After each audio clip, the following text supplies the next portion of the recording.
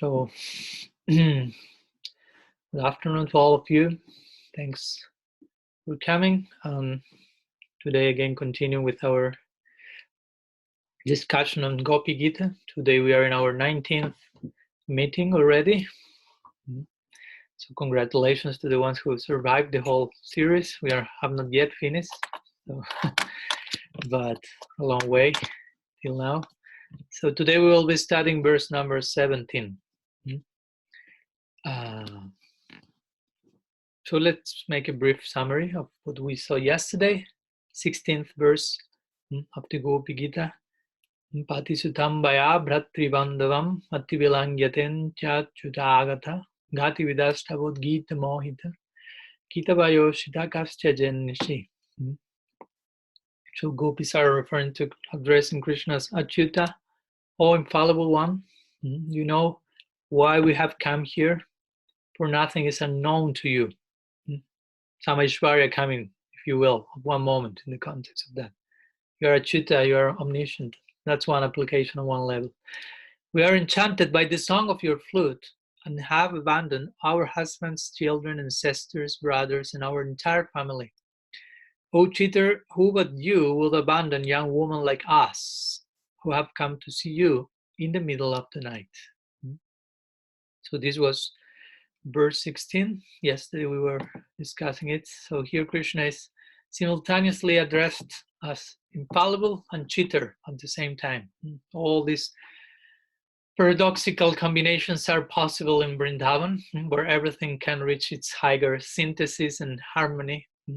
So for the gopis, Krishna is at the same time infallible and a cheater, and of course we will see in detail, we saw in detail in which sense especially he's infallible in connection to cheating. So we mentioned how the acharyas commented, our purvacharyas, that mainly the gopis who were not able to join Krishna in the very beginning of the Rasa Lila are the ones who are speaking in this verse, who after remaining at home because of certain family ties, let's call certain remaining attachment over there, they increased the fire of their separation, purify whatever was there, and eventually were able to join Krishna because no more obstacles were there in the form of attachments. So this is described here. They rejected everything and everyone, all the different members of the family, which implies they died to those things. And yesterday we were speaking about that because sometimes the idea may be that those gopis died because they were not able to join Krishna. But strictly speaking, if someone dies in the midst of Rasa Lila, that will ruin the whole atmosphere of the festivity. So the only death that we are speaking here, and the Bhagavatam is speaking here, the acharyas are speaking here, is the death of the subtle body, let's say, of the false ego, of whatever little stuff were there remaining to be purified. So they died to live, as we know, to join Krishna Rasa Lila. So these gopis are the ones speaking here, who also mentioned how they lost all discriminations through the sound of the flute, bewildered, totally bewildered by the charming flute song, which Krishna played in a very expert way, specific way, like the example is given sometimes of the hunter calling the deer very sweetly, but behind the sweetness there is something else. No, of course, gopis were saying that will in loving anger, if you will. No? If we take, of course, again, as we mentioned also yesterday, different levels of gopis are speaking here simultaneously. So that's one possibility as well. And well, basically also the gopis here present their case. I mean, who but you, a cheater like you, abandoned a woman, first of all, second, in the forest, third, at night, midnight. So you are such a cheater, such a deceiver, that it actually to the point that you deceived yourself in the course of cheating us, because the cheater always cheats in order to obtain some gain, but you are not obtaining anything. We are here waiting for you to be your gain, but you are not appearing. So you are Achyuta, you are infallible, but in another sense. In the beginning, the gopis say we thought you were infallible because of exhibiting your good qualities or your refined, whatever, aesthetic sensibilities, romantic, whatever. But now we realize that the name of Achyuta was given to you for other reasons. You are infallible in your obstinacy, You are infallible in giving pain to us. You are infallible in cheating. And especially you are infallible in cheating yourself. So you yourself are contemplated in a society of cheaters, the gopis imply. So the conclusion of the verse is, well, now it has been officially clearly established that you are a cheater. We know that, so okay, the point has been made now, give us your darshan. Appear before us, over and over again. All the gopis' arguments are like converging in this direction. Appear before us, give us your darshan. So this is a brief summary of, let me put the light here. This is a brief summary of yesterday's verse 16. So now we'll go to today's shloka, verse 17. So I will share it in the chat with you. There it is. So I will recite it in Sanskrit for the ones who would like to join as well.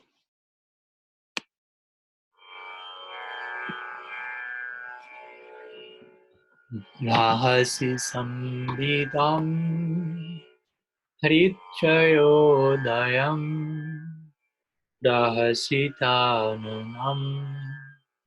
dema bhikyanam brihadurashriyo bhikshadhamate mohorati spriha mohyate manam. So let's go to the meaning of the verse. The gopis here, they are saying, thinking of the intimate conversations that we had with you in secret, your smiling face, your loving glance, and your broad chest, the abode of Lakshmi, all of which give rise to lust in our hearts, our minds are continuously bewildered due to an intense longing for you. So as we will see, this is a similar verse to a previous one, but again being presented now in an upgraded stage, in a maximized, even more intense level.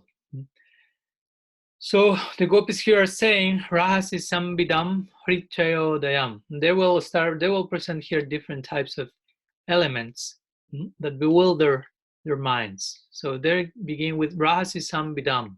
Rahasi, there are many similar expressions to verse 10, as we will see.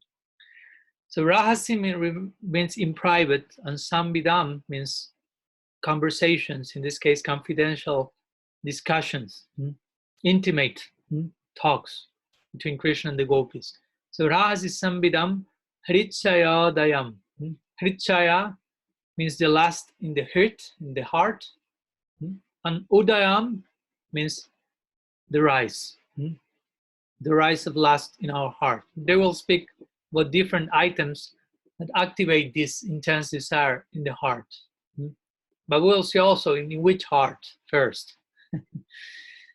So Hrichayodayam Prahasitananam Prema Bhikshanam. Again, similar things that were mentioned in verse number 10. Prahasita meant smiling, and Ananam means face. So Prahasitananam is smiling face. Some intense rain is coming here. I don't know if you hear some tambura-like background sound of rain, but well, that's a nice soundtrack here. So prasitananam prema bhikshanam. Prema means loving in this case, and bhikshanam means glances. So loving glances also, smiling face, intimate conversation, loving glances. And here they will add also the idea of brihadurashriya bhikshadamate. Brihat means broad. Broad ura. Ura has to do with chest. So Brihat Ura Sriyo. Sriya means Lakshmi Devi, Sri. Bhiksha Dhamate. Dhama means the abode. No? So your chest is the abode of Sri, of Lakshmi. Bhiksha. Bhiksha means seeing. Te means your. No? So seeing your broad chest, which is the resting place, the abode of Lakshmi, and all the other things they mentioned, broad chest, intimate conversation, smiling face, loving glance, broad chest. Mohu atris priham mohyate mana. So mohu means repeatedly. Ati, yesterday we mentioned ati vilangyate. Ati means excessive, implies something in very condensed way. Spriha means hankering. Mohyate mana. Mohyate has to do with moha, with bewilderment. So mohyate means bewilders, and mana means the mind.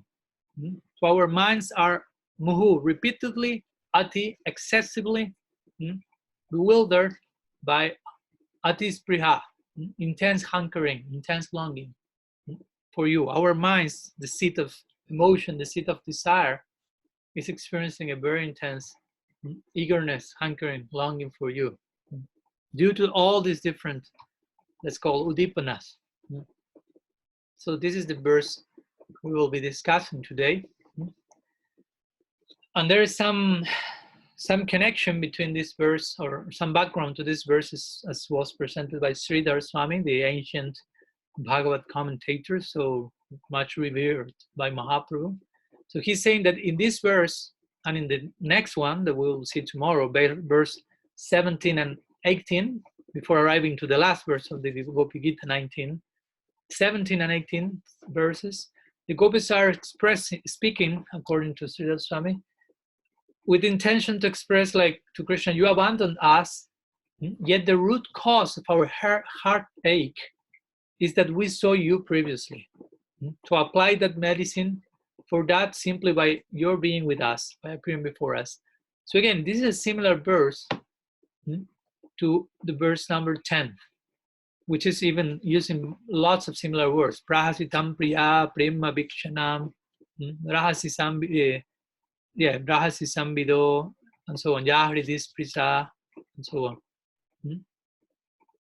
That was one of the first of three verses, if you remember, that came after the Tabakatamritam verse. When Krishna spoke, when the gopis spoke about Harikatha, virtues of Harikatha, and they explained after that why they were not able to just survive on Harikatha. And they mentioned a whole list of Cupid arrows, if you will, that they received from Krishna and before meeting in the Rasa Lila, even in the Purvarag section, that make the gopis not being fully satisfied only with Harikatha, but only with his presence there.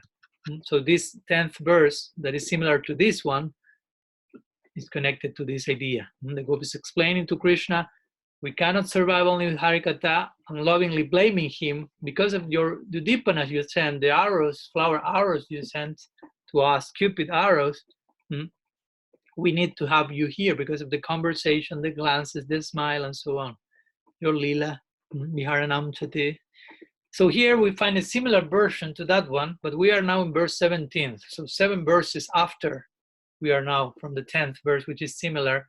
So here we find an upgraded version of that, a much more intensified expression to that one, because again, as time is passing, separation is increasing on the degree of the gopis' love, because much more and more condensed, if you will. So we will find this verse and the next one, as Sridhar Swami is saying here, where the gopis are trying to express this idea to Krishna. You abandon us, we are suffering because of the qualities you exhibit to us, so please appear before us, basically. And in this connection, Sri Vishwanath Chakravarti Thakur, in his Sarartha Darshini, he's paraphrasing the gopis, and he also mentions the background of their bewilderment. They say to Krishna, we were bewildered basically by the song of your flute, as they say also in the previous verse, Tabod Gita Mohita. So we come here because of that sound. And for sure, Vishwanath Chakravarti Thakur says, he's one of them, actually. We have to understand the things. These commentators, Sanatana Goswami, Jiva Goswami, even though Manjaris are not the ones speaking in the Gopi Gita, but the ones who are commentating of the Gopi Gita are all Manjaris. So they're somehow or other, they're fully identified with the spirit of their Yuteshwari, their group leader, their Swamini. So sometimes in their commentaries, they will be themselves the ones who are speaking in the spirit of them, basically. So here Vishwanath, if you will, he's saying, you might have transferred in the name of the gopis. The gopis are saying to Krishna, you might have transferred all of your bad qualities to us. And that is why we are now devoid of discrimination and intelligence. Because those qualities were in you, and now you transfer that to us because of attachment. And in particular, Jonathan mentioned, you possess 5 features, which are Kamadeva's 5 arrows. This parallel has been established by him. And you have used these arrows to pierce our hearts. So as a result of that, well, we have lost our minds, we have lost our memories, we have lost our intelligence, and we now find here, we are ourselves here totally lost, not knowing what to do, totally pierced by those 5 arrows, which enter our heart through our eyes by looking at you, your face again, your smile, your chest, and we were wounded by those arrows. And so now we are harmed in the midst of wounded in battle, in the battle of Cupid. So now our hearts are burning now. We have an open sore, if you will, an open, yeah. So that's why we have came running here. So you should free us from this pain. So on one level, this will be the general meaning of the verse. Even though it's considerably already profound and esoteric, it's still like I don't want to say superficial, but the general idea of the verse. The gopis are the wounded ones, the one who received the arrows from Krishna, and they are there to satisfy, if you will, their desire. But we know that in a deeper way, the agitation is coming originally from Krishna, not from the gopis. And the gopis were empathic to such agitation and felt themselves agitated thus. So let's describe a little bit more in detail this point by going through the 5 arrows of Cupid mentioned here, and how actually the background of all this is the gopis perceiving Krishna's desire last in his heart, if you will, and being there for properly serving that. So first arrow, we have first 5 arrows. Generally, Cupid is depicted as having 5 arrows, flower arrows, romantic arrows. So the first arrow mentioned all of these 5 in this verse. Your first arrow is the conversations we previously had with you in solitary places. Rahasi Sambidam, that's the first part of the verse. So in those conversations, the gopis imply you were begging something from us, as we say in the second verse, Suratanata. You were begging for Surata, for romantic union. And that was something that we were reluctant to openly express, due to the natural womanly shyness of the gopis in the context of the Lila. So the gopis say, actually, you are begging us for our prem. Because again, even though we may speak in terms of lust, romanticism, and so on, the background of all this, the only thing that Krishna can beg for is prem. And the only thing, quote unquote, that the gopis can give to him is prem.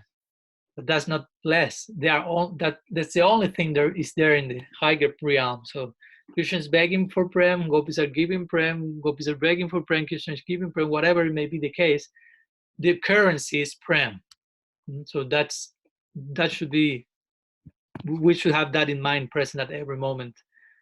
Everything is in terms of prem. All exchanges, the currency in all exchanges is in prem. So the gopis are saying that, the first arrow, no? Sometimes you beg through the song of your flute, no? And sometimes you directly express that, your prayer to us in words, in conversations, rahasi sambidam. So that's the first arrow. The second arrow, the gopis said, is hritchayodayam, following the words in the verse, no? Rahasi sambidam, hritchayodayam. Hritchayodayam means the calm in your heart. So again, it seems that the gopis, in the general meaning, they are saying the calm in our heart, the desire in our heart. But here, the deeper sense is the gopis are serving Krishna's own desire in his own heart, his own calm, hritchayodayam. So that's the second arrow. The gopis felt the desire present in the heart of Krishna. Upon seeing us, the gopis imply with this, you became full of calm, full of desire. Prem-like desire, don't forget. So you hinted to me with you somehow or other. You're trying to persuade us with different, like pleads and prayers. You showed us your heart, and we saw, that heart is full of desire to meet with us. The gopis were able to go to those depths. So the gopis basically are saying that here. No, we saw your heart burning in this way. So we felt great pity for you. I try to imagine the glory of the love of the gopis for Krishna, the whole situation. The gopis realized you are burning in this of desire and with love, and we really became empathic with you, felt great pity, and came running here to save you, basically, because we understood you are burning in a forest fire of desire. You told all that when playing your flute and so many other times. So on account of seeing the desire in your heart, our own hearts became filled with such desires. That's how the gopis actually feel the desires, but their desires is his desire. They do not have a separate desire. Over and over again, we have to understand this is the codes of love, the laws of love. No? I mean, you don't have a desire of your own. You will have desires, but when you inspect that in detail, or your desire actually corresponds with the desire of the object of your love. And vice versa as well, interestingly. So the point is, the gopis perceived Krishna's calm, they became filled with calm because of immediately empathizing with Krishna's calm. So the gopis say here, well, now we are in the same condition as you. You are burning of calm, of desire, and we are burning of calm and desire. So that's the point. On one level, the verse is speaking, the gopis are burning of desire, and that's true. But the deeper level is showing the cause of that, which is Krishna is burning with calm, and thus the gopis identify fully with that, and they are possessed of that same experience now. But the point is clear. The gopis are implying that to Krishna. You should understand, we have not come here because of our own condition, but because of yours. Ours is a byproduct of your condition, of our fully identifying with your condition, of our love for you. So that's a very interesting perspective. So that's the second arrow.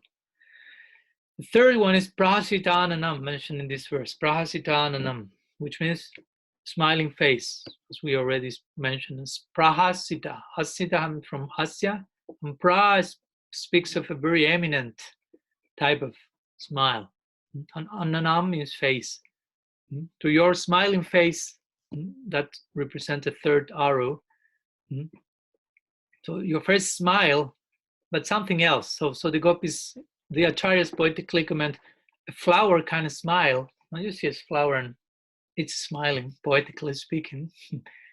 So they say a flower kind of smile. There's a saying, they say flower kind of smile, but it cannot speak. So the point is here, your face smiles, but also speaks a lot. No? The point is that smile contains lots of meaning, lots of implications. And that's why we are here also. That's another arrow of Cupid.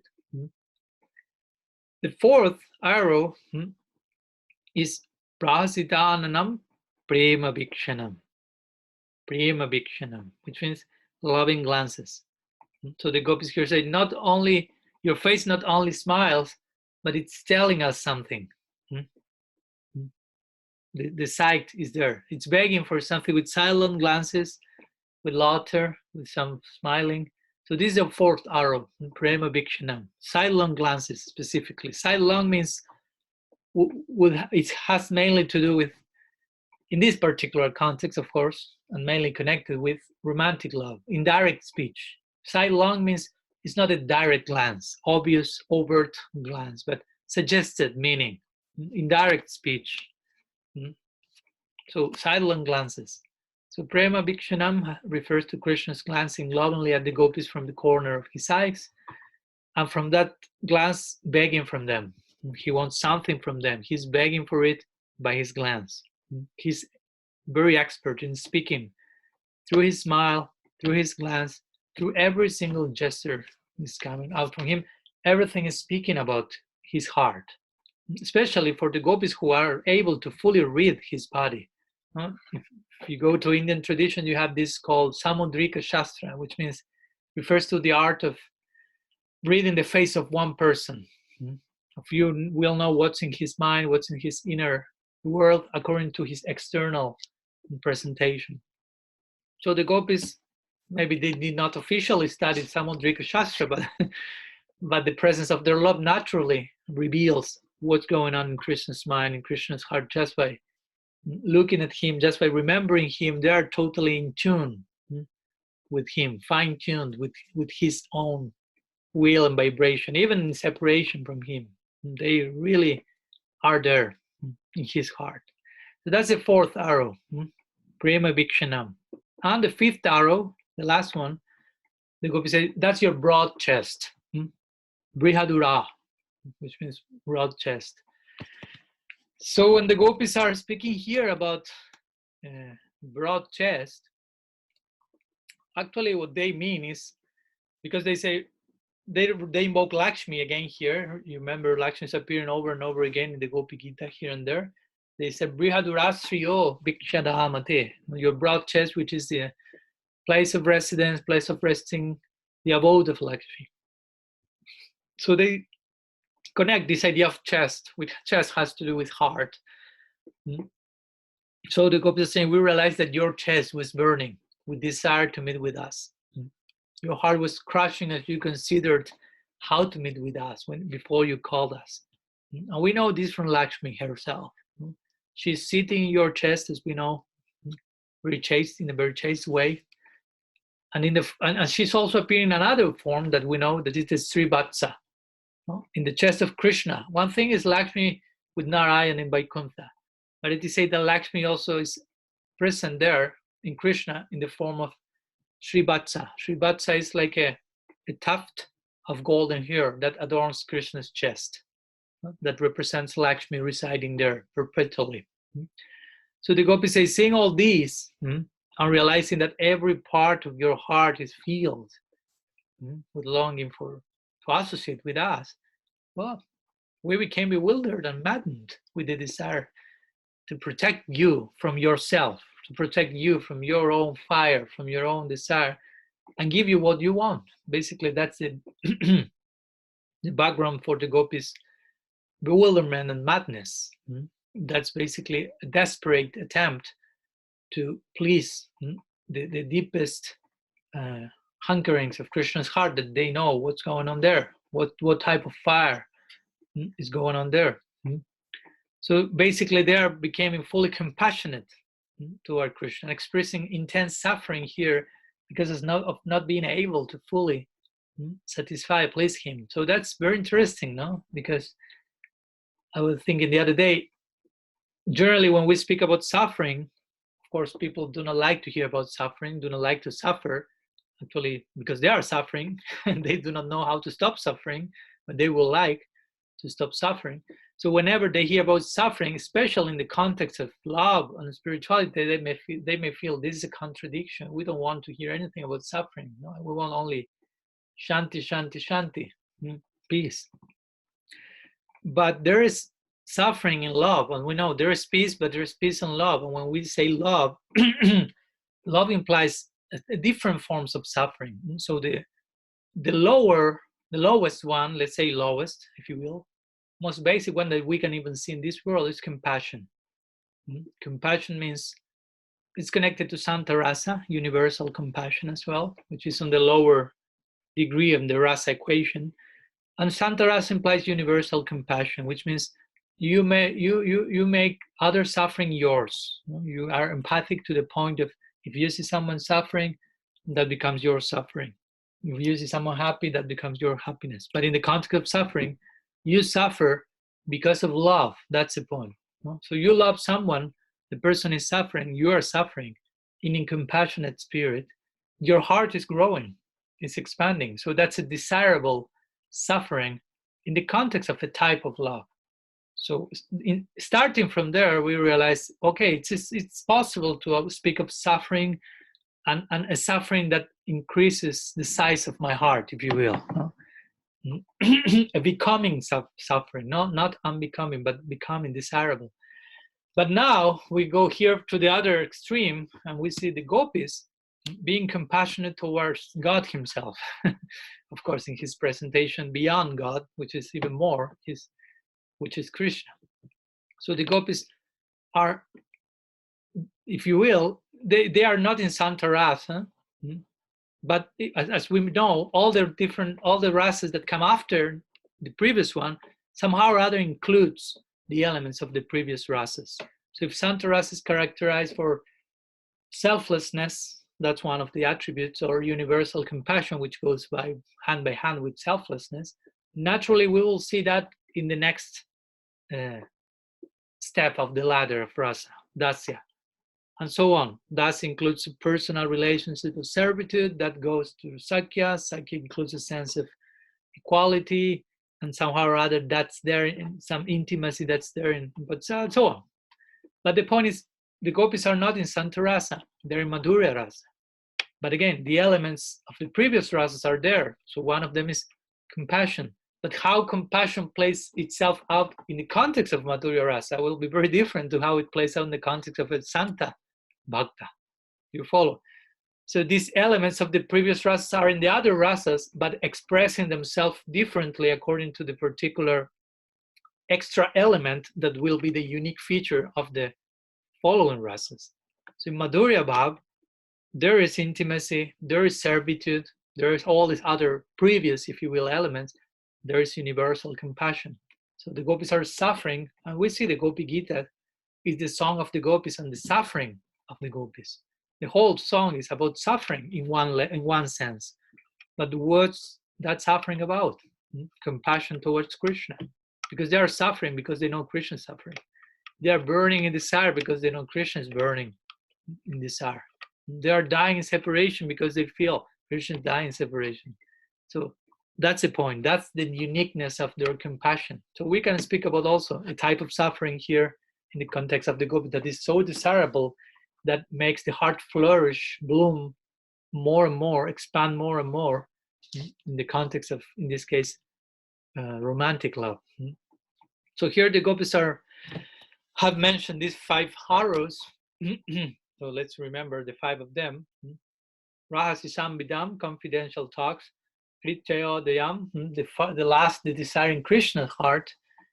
Prahasitananam, his smiling face. Prema Bhikshanam, his loving glances, sidelong glances. And Brihadurashriyo Bhikshadamate, his broad chest, which is the abode of Lakshmi, with all the implications. No? Because that's the point. They say, your broad chest is the abode of Lakshmi, but we are seeing here, why is the abode of Lakshmi? Why the mention Lakshmi? Why the broadest chest? The chest is broad. Now we will see all these things. So every single word is further qualifying the gopis' experience.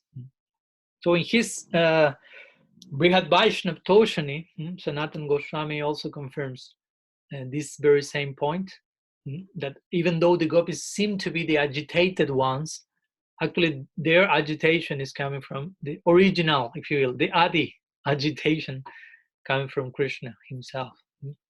And he presents this idea in his case by mentioning that the word te in this verse, which means your, which could be connected to other words apart from the one the journalist mentioned, which is the chest.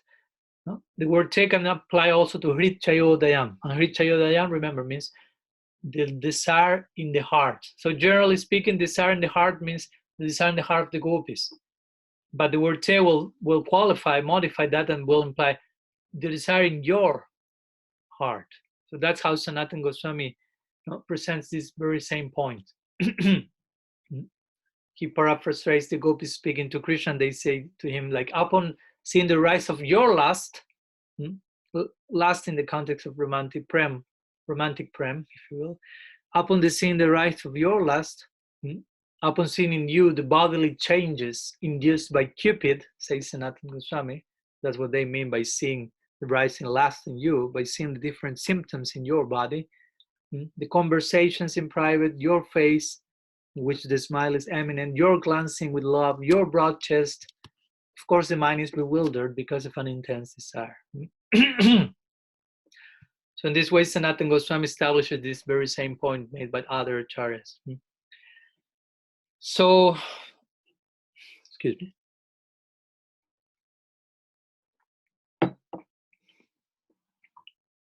I need to say that this particular mood of totally identifying with Krishna's heart and speaking to him in those terms, like we are here actually because of you, actually because we know you are the one burning more than first of all. This receives sometimes the name of Susakya Pranaya Bhav, which is a particular type of equal love and which is mainly present in Srimati Radharani. So according to some acharyas, this verse has been spoken by her. Because Radharani cannot pray to Krishna in the way that the verse is generally translated, like my heart is burning in desire. Generally, that won't be her mood. Chandravali, and Chandravali on the other side, she's not sharing Sri Radha's mood at all. Actually, Chandravali's words and mood could be found in the general meaning of this verse that Charles explained. So as we mentioned, one single verse could be applied to different groups of gopis according to which level of understanding we choose to pick. So in the general meaning of this verse, Chandravali and his Dakshina Bhav may be expressed there. Oh lover, because of this, my heart is burning of desire, please come to me.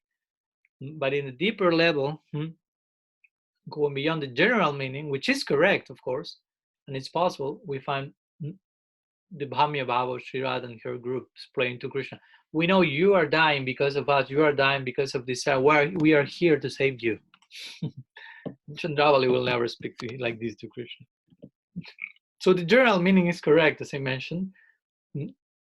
And some acharyas have explained the verse. Vishwanath Chakravarti Thakur to some degree explained the verse according to the general meaning.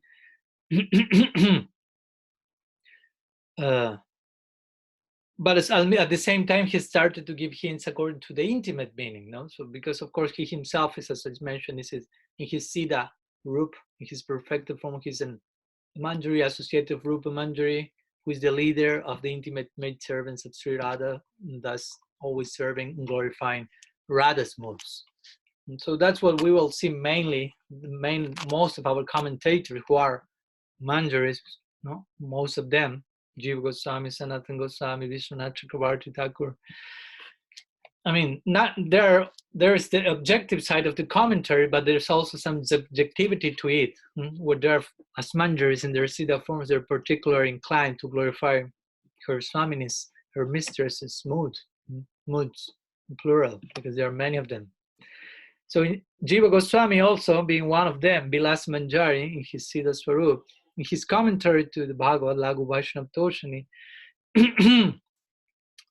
he reveals the same sentiments, no? In a similar vein line to Vishwanath Chakravarti, but also with some speciality of his own. He's explaining that the words Hritayodayam, desire in the heart, and Muhyate Mana, no? Bewilders the mind.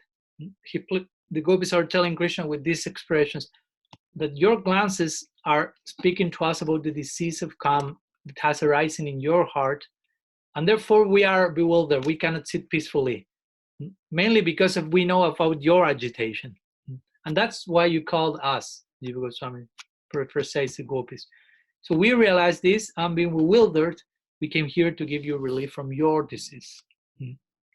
So the gopis are coming here like emergency doctors trying to save the patient in his very last moments. And if Krishna may ask, in between the lines to the gopis, how do you know that my heart is full of calm? Because Krishna may present some of those clever questions. The gopis will reply with the word Rahasi Sambidam, which is solitary conversations, referring to their meeting with him before he disappeared. Before he disappeared, he met with the gopis, and he had confided, he has confessed, if you will, shared with them something in a solitary place about what's going on in his life, in his psychology. Not only because through conversations, of course, they mention so many of these vehicles through which Krishna expressed his heart. There are so many ways to express one's ideas, especially in the realm of love, the realm of romanticism, divine romanticism, by hints, by suggestions, by signs, by symptoms, and by direct statements as well. So many, whole range of possibilities is there. So I need to say, of course, as we already mentioned, that those who are expert in Prem won't express their intentions directly. That's what we are seeing here in regarding Krishna and the gopis. In the most refined moments, they are not expressing their intentions directly, but with hints, with suggestions.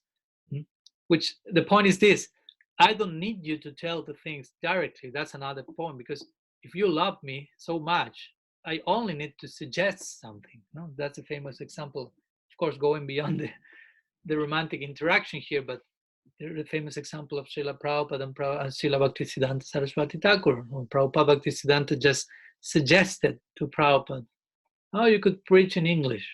Prabhupada took the hint, took the suggestion, and became that a very overt, clear instruction for his whole lifetime.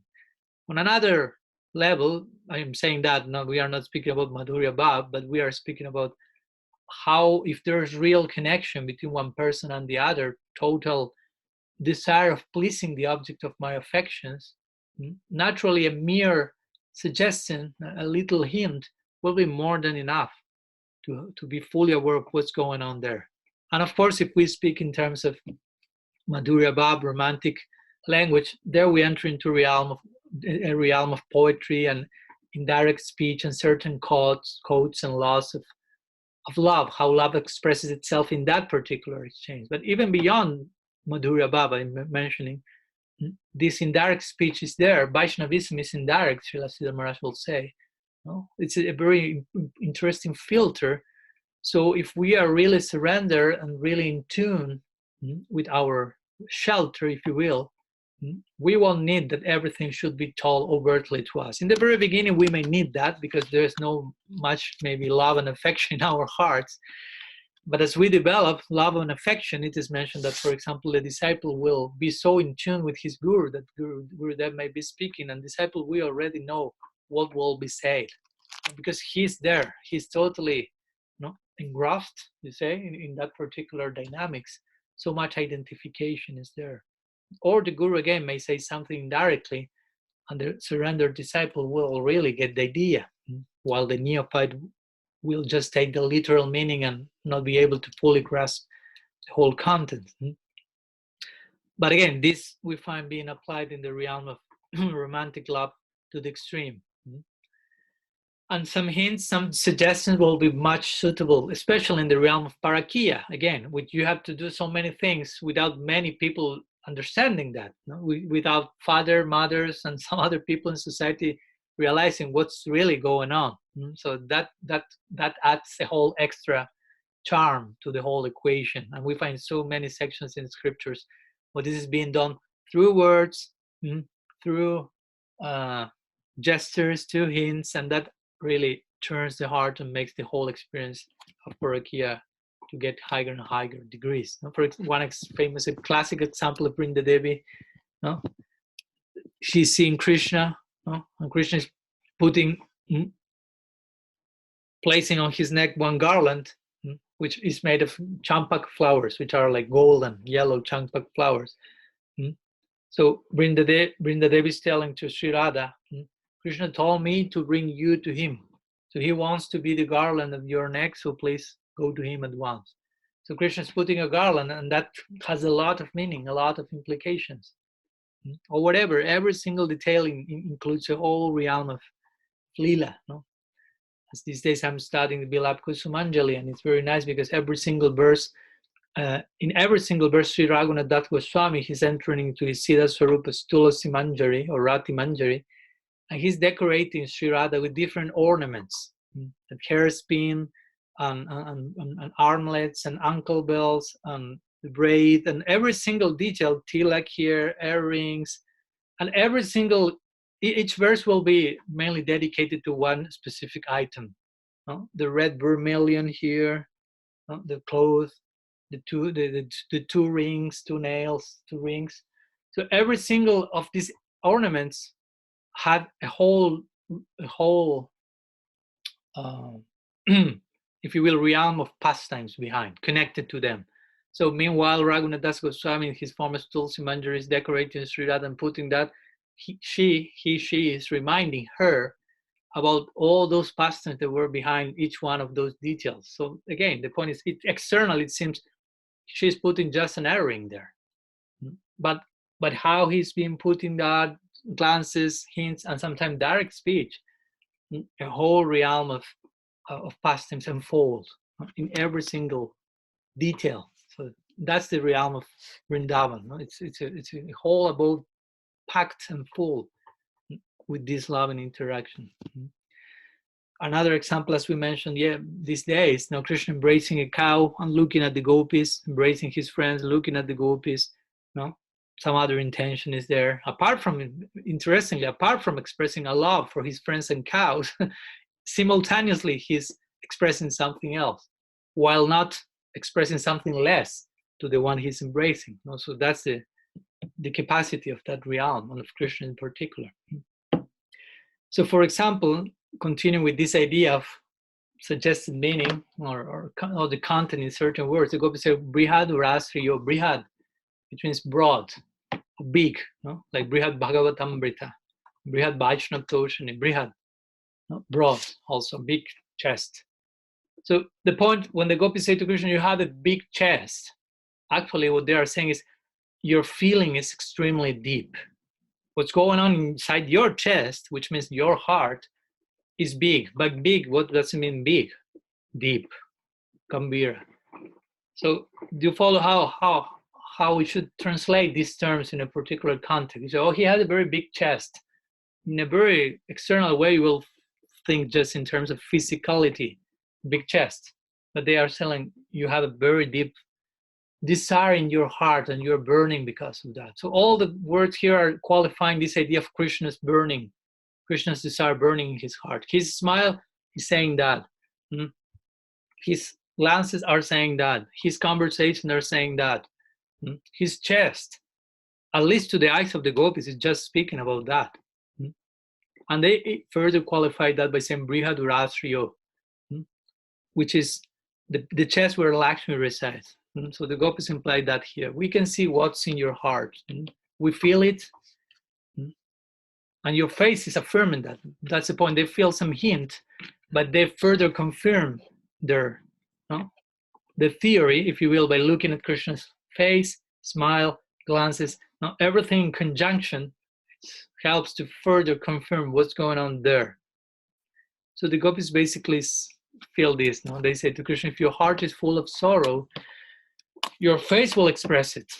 If you have great prem in your heart, your face will reveal it. And if you're angry, your face will show that as well. So Krishna cannot escape, if you will, from the gopis. Whatever is going on inside of his heart, that will be revealed. So it tells all. So the gopis are implying, we look at your face and we understood you had a great desire. Atispriha, that's the word in this verse. Atispriha. Spriha means desire, longing, and ati means like upgraded, maximized potential, very potent, intense desire for our association. You are burning for that, literally. So again, seeing this deep desire within your heart, we yearn to satisfy it. We are here just living for that and dying because of that, because we cannot really have the opportunity, at least, to try to give you that full satisfaction. So we can really understand the glories of the gopis' disposition. They're just there dying because they cannot give full pleasure to the object of their love. Sanatana Goswami, he mentioned that at this point, remember we are now in verse 17, almost reaching the end of the Gopi Gita, and as we mentioned, each single verse is reaching higher and higher, and will continue reaching higher and higher. But at this point, Sanatana Goswami said, when the gopis say ati spriha, again, ati means excessive desire. So excessive means, according to Sanatana Prabhu, it's implied that the desire is at the highest stage at this point. So they are reaching further, apex, climax. And the chest is described as broad in that connection, and also because the great beauty of Krishna's chest is thus stated. So there's another meaning here for the gopis saying your big chest. Not only deep feeling, but also Sanatana Goswami says, the gopis describe Krishna's chest as big to signify that he should be embraced. And of course, by who? By them. No. Now, such a big chest, it deserves very good embrace. So we are there waiting for that. We are the perfect object of your embrace, so of your chest. And ours is the perfect object for yours. No? The two parties are Krishna's the Visaya Lambana of Madhurya Prem for the gopis, who are the Ashraya Lambana, the vessel of that love. But the gopis, Sri Radha in particular, is the Vishaya Lambana of Madhurya Prem for Krishna. And Krishna is the Vishaya Lambana, is the Ashraya Lambana of romantic love in the direction to Radha. So the two of them are Shakti and Shaktiman lovingly interacting here. So the description of the big chest also has to do with this idea. No? Not only there's deep feeling in your heart, but there's the possibility of a very nice embrace. So, and that embrace only belongs to us, the gopis imply. So again, it seems that the gopis are expressing their own desire. It's for us. We want that.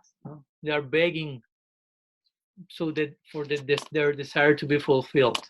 But that's the external meaning of the verse. We should get gradually more and more acquainted and accustomed to these conceptions of different levels of meaning, and not just black and white. This is the only meaning. That has to do mainly with the Kanishta disposition. But as we advance to a Madhyam stage, naturally we'll, as Guru Maharaj will say, we will realize the whole thing is not black and white, but so many shades of gray are there. So that applies also to this particular point. You reach a verse, you reach a book, and you won't realize, you will see, oh, there's not only one possible meaning, one possible interpretation. So many layers, so many levels of emotional content are here. And of course, our acharyas are helping us in that regard by revealing, by sharing their insights with us.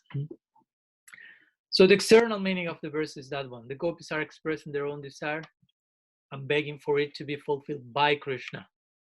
So according to the general meaning, the gopis are the ones expressing their intense longing. We want to be held to your chest. But actually, as we know, they are seeing Krishna's atispriha. It's not gopis atispriha, great longing, great yearning. They just are fully, they are in self-forgetfulness, totally abandon themselves, swaha, for the pleasure of Krishna. So whatever is in Krishna's, it comes to them immediately. Sri Krishna Das Kaviraj Goswami, he defines this, because if we would like to think, okay, the ultimate meaning of this verse is Radha, if we take the verse spoken by Radha on the deeper level, okay, she wants to be embraced by Krishna, embrace and enjoy his embrace. But if we go to Chaitanya Charitamrita, and when Krishna Das explains the last verse of Sikshastakam, there's one point that Sri Radha mentions this, that, I mean, you know the verse, I mean, he can embrace me or he can just kick me out. He can do whatever he likes with me. I'm his maid servant. That's Radha's identity, even though externally it takes the form of man, sulkiness, jealous, anger. Internally, her disposition is, I'm his Krishna's maid servant, and I'm only living for giving topmost pleasure to him. So if I am in sulky mood, it's because I know he will enjoy that. And I know how long to maintain that mood in order for him to experience rasa. And when that's enough, I retire that. So in that context, Krishna does say, paraphrasing Radha, if Krishna is happy embracing me, I will show the topmost happiness, not because of me, because I know he is happy embracing me. But if I realize he's not happy with in my embrace, I will immediately disappear there, because I'm only living for giving joy to Krishna. So if I know that Krishna wants to enjoy some other gopi, I will go, she says that, I will go to the house of that gopi, I will become a maid servant in the house of that gopi, in order to convince her and bring her to Krishna for his pleasure. Krishna's pleasure is the goal of my life. That's what Sri Radha is mentioning. So such a noble ideal. So finally, before finishing, one brief word extra. Sorry.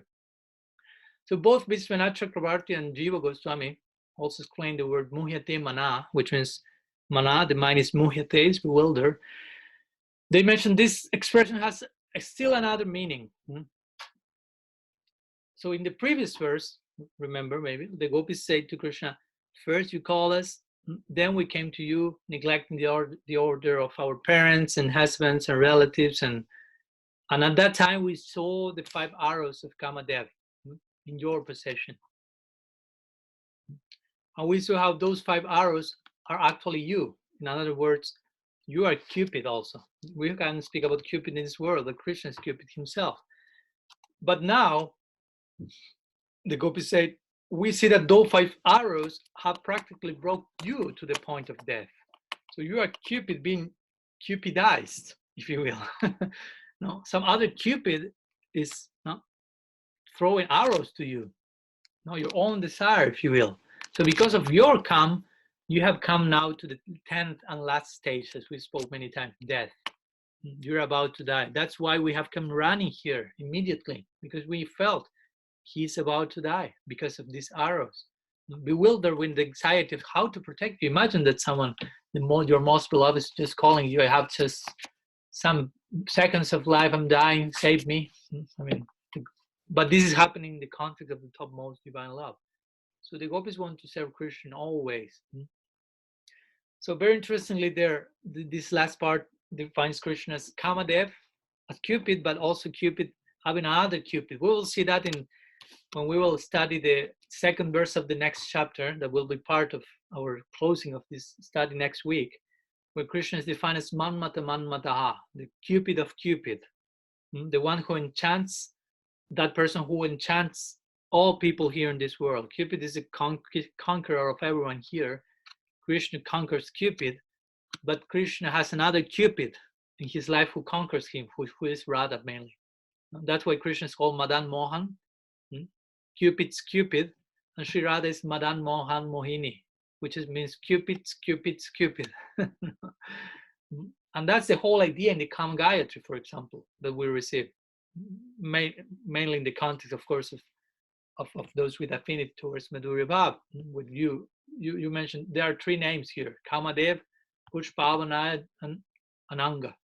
So first it says, try to understand Kamadev.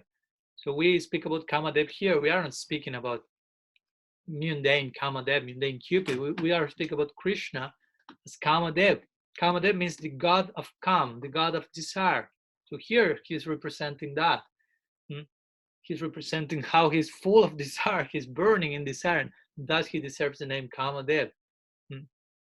So let's try to know Krishna as Kamadev in this particular feature as being fully pierced by Radha's love. This Kam Gayatri has mainly to do with Radha Darshan, with Madhurya Bhav. Of course, it can be connected in the context of Priyanarma Sakya also, because there is some Madhurya element there. But again, the main component there is Radha's influence on Krishna. So he's Kamadev, but without Radha, Krishna is not Kamadev. I mean, which Kam we will speak about. So this is a Kam Gayatri. And there it says Pushpavanaya, the Mahi. Let's meditate.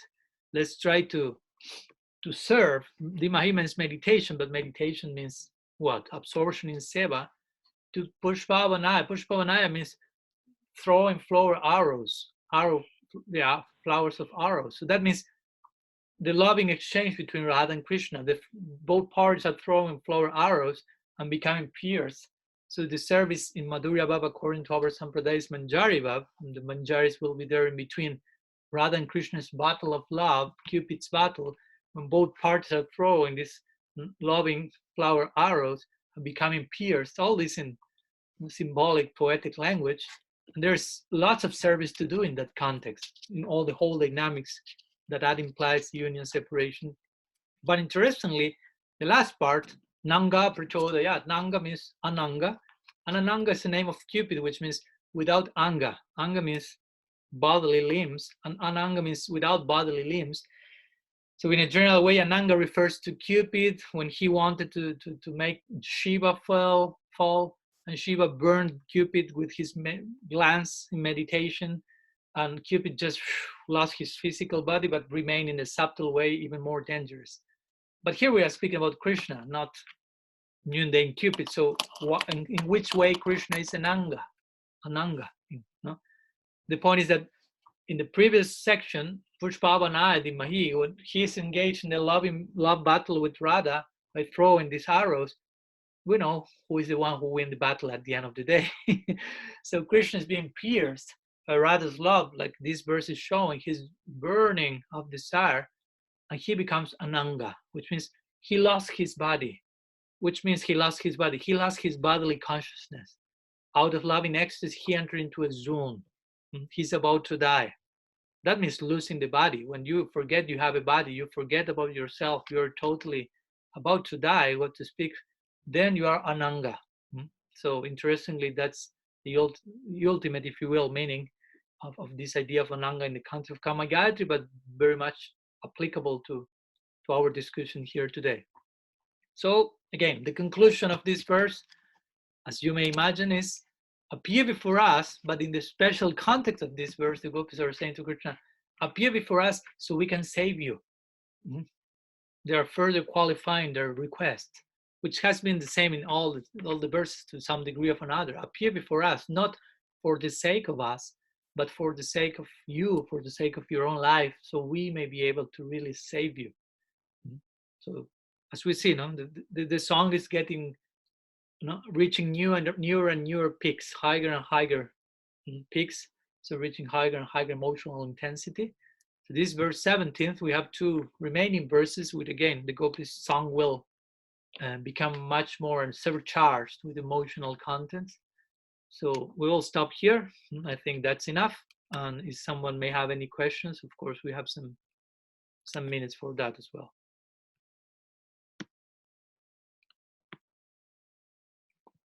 I have a question, Maharaj. Yes. So I kind of understand. I mean, with my material mind, I'm trying to understand something, but at the same time, I kind of understand that all these relationships, loving relationships, are on a transcendental love exchange, and but at the same time, when you say that the gopis are they want Krishna to come to save him, and they're selfless in their approach to Krishna, but Krishna is also selfless in his approach to them. So, he's coming for them and they're coming for him, but they both don't really care about it. So on the one hand, that's where I'm always finding confusion.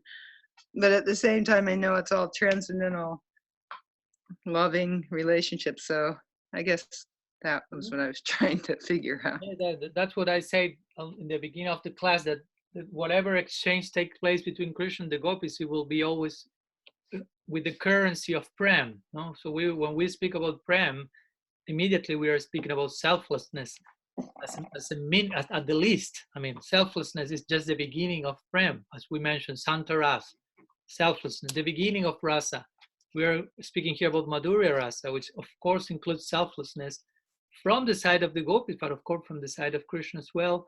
Maybe it's now we are mainly focusing on the approach of the gopis, which is the background of the gopis' words, because they are the one mainly speaking here.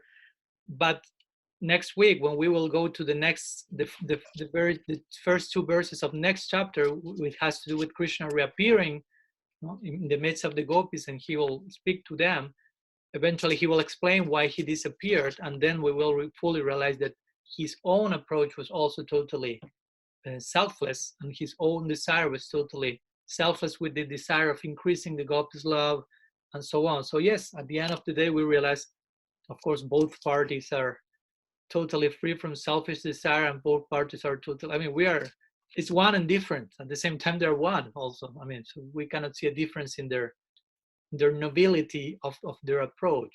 So yes, we have to be careful just not to mess the whole thing in our mind in the sense of someone is better, someone is worse, someone is selfless, the other is selfish, or something like this. Both parties are reaching each other from the vantage point of prem. So immediately that gives the warranty of total transcendence. So yes, as you mentioned, material mind cannot fully grasp the whole idea. We try to become inspired by Harikatha, and that will hopefully inspire us to embrace our sadhana in such a way that further insights and revelation will come, and that will make for the whole, the ultimate conclusion in our own hearts. No? Okay, thank you. No, thank you. Any other question?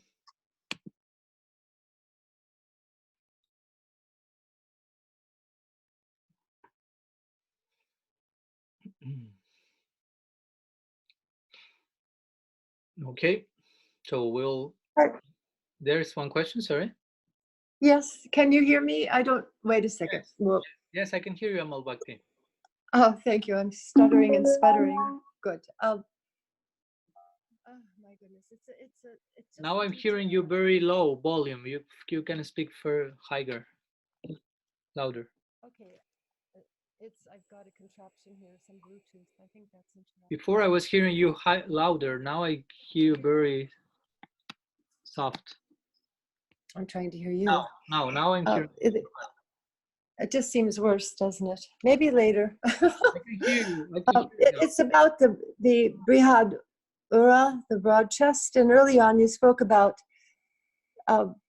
Lakshmi and Narayan and Vaikuntha, and then there was another reference to, it seemed like something to do with a tuft of something in Krishna's hair. What?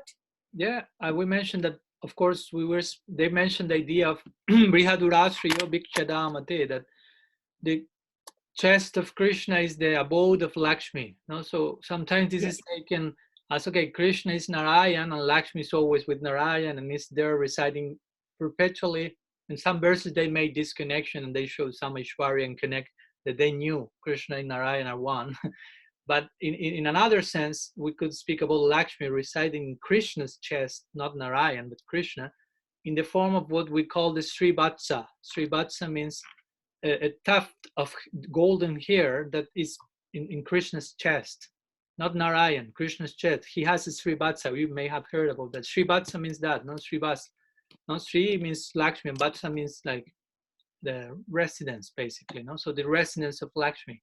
So on that basis, the gopis mention, okay, we know Lakshmi is there in your chest, and because of her experience, we are saying what we are saying regarding your chest and so on. So that's sometimes called the Srivatsa mark. It's like a mark, but it's a little golden tuft of hair in Krishna's chest, which represent Lakshmi Devi. Oh, thank you so much. Thank you. It's beautiful. Always. So that helps. Thank you. I'd like to ask a follow-up question to that, Maharaj.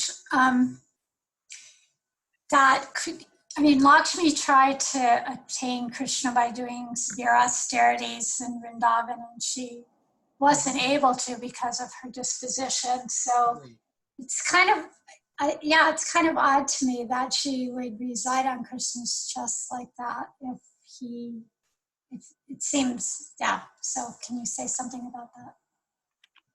Well, generally this resonance of Lakshmi, of course, we have this idea Lakshmi was not able to enter into the Rasa Lila, and eventually we realized she was not willing to enter, in the sense of she realized which was the price for that, and she was not ready to pay it. So that means you really do not want, no? Because if you say I want the Rasa Lila, and someone says to you, well, you have to do this, this, and this, you say no, I don't want that. So you don't want to go there. You have another idea. The whole story is to make a particular point about which is the requisite for entering there, and how Lakshmi has a particular type of spiritual ego that she cannot live because it's an eternal one. She's not Nitya Siddha, she's Shakti, she's rather herself expansion in Vaikuntha. So she cannot live Narayan in Vaikuntha, so her psychology doesn't allow them. That's on one side. So that's a point that the story wants to make. And sometimes it is said that even today, Lakshmi is there in Belban, in Vrindavan, practicing tapasya in order to enter, but she's not able to do so because, of course, that's not the way. So the whole thing has a point to make there. And also on the other side, she was not willing, actually, because when she knew that she had to leave Vaikuntha Bhav, Aishwarya, Narayan, she said, no, I won't think about that for a moment. So that's on one side. And on another point, as you mentioned, we hear, okay, Lakshmi is present anyhow in Vrindavan, in Krishna's chest. not in any place. But I will say in a representational form, no, not just like, she's not associating with Krishna in the form that she would have done so if she entered the Rasa Lila. No, she's like more in the, of course, it's Krishna's chest, and you can make a lot from that. It's the heart, it's close, but the point is, it's more in a passive representational way. It's not Lakshmi herself personified interacting in Madhurya Bhav with Krishna as the gopis are doing, because again, she was not willing to take the necessary sadhana for that, basically. So in a representational sense, she's there because she's there, as the very Gopi Gita said from the beginning, no? Indira, no? Jayati te dikam janmana brayasrayata indira sasvadatrahi. Now, Lakshmi is present in the whole of Braj, because at the same time we know that Braj is predominated by Madhurya, but for Madhurya to be there has to be Aishwarya, no? Because if there's no Aishwarya, you cannot have Madhurya. Madhurya means Aishwarya is there, but Aishwarya is totally buried by layers and layers of intimacy. So that allows for the experience of Madhurya. This has been explained by Vishwanath in his Ragavarma Chandrika. So Aishwarya to be there means Lakshmi to be there. She's the goddess of fortune, and that implies Aishwarya in every single sense of the term. Not only wealth and opulence, but all that Aishwarya implies. One of those things is knowledge of Krishna's godhood. So Lakshmi knows that Narayan is God. And she's the epitome of Aishwarya. So she's present in Vrindavan. Vrindavan is Aishwarya. We have seen sometimes Aishwarya comes to the surface in certain contexts of Vipralamba, so on, but remains there in the background, but totally buried by layers of intimacy, which allow the experience of Madhurya. So the point is, Lakshmi is there in many parts, and one of those parts, well, it's Krishna's heart, which has to do with, I will say, this is my personal inspiration in the moment, which is not mine, but I mean, if Madhurya requires Aishwarya to be there, and if Krishna's chest has so much to do with Madhurya, which has to do with the heart and with the embrace in the context of romantic affair, that has to do a lot with intimacy. But we know behind Madhurya there is some Tamaishwarya. So, okay, let's call this Srivatsa a theft of Aishwarya, which is there to be totally covered and buried by layers and layers of Madhurya in the context of intimate embracing between Radha and Krishna. And that will be another form. And of course, if you want to go even further, of course, you can make the easy argument, if you will, that, well, when you say Sri Vatsa, when you say Sri Lakshmi, eventually Lakshmi is a name for Radha and Sri is a name for Radha. Originally, all the names of the Devis, Radha, Parvati, Saraswati, and whatever, Durga, all of them belong to Radha, who is the Adi Shakti. So, I mean, you can also find it's the ultimate application of whatever thing that is connected to Lakshmi or to someone else, to Radha. That was what our acharyas made in this first verse commentary. It says Lakshmi is everywhere in Vrindavan. Yeah, because of this Aishwarya buried with intimacy, that's one level, but also it means Lakshmi is Radha, and Radha's presence is omnipresent. She's Vrindavaneshwari in Vrindavan, so that may refer to Radha. So you can go further and say, okay, Sri Vatsa can apply to Radha, Sri is Radha, golden theft is golden because of Radha's luster, and so on. So again, there is no one black and white single answer to that, but hopefully I shared some possibilities that may satisfy you. Well, you did. You covered it all.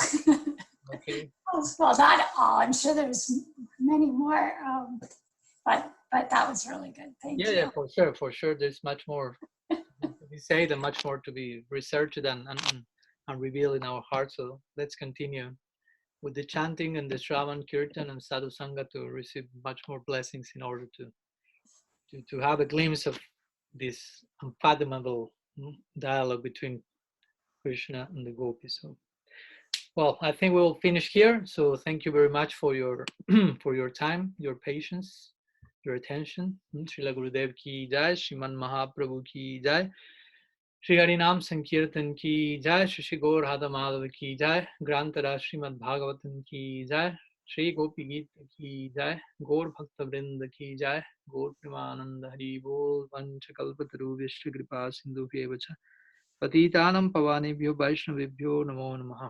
अनंत कोटि वैष्णव वृंद की जय, गौर हरि बोल। Padmanabha Swami ki jai.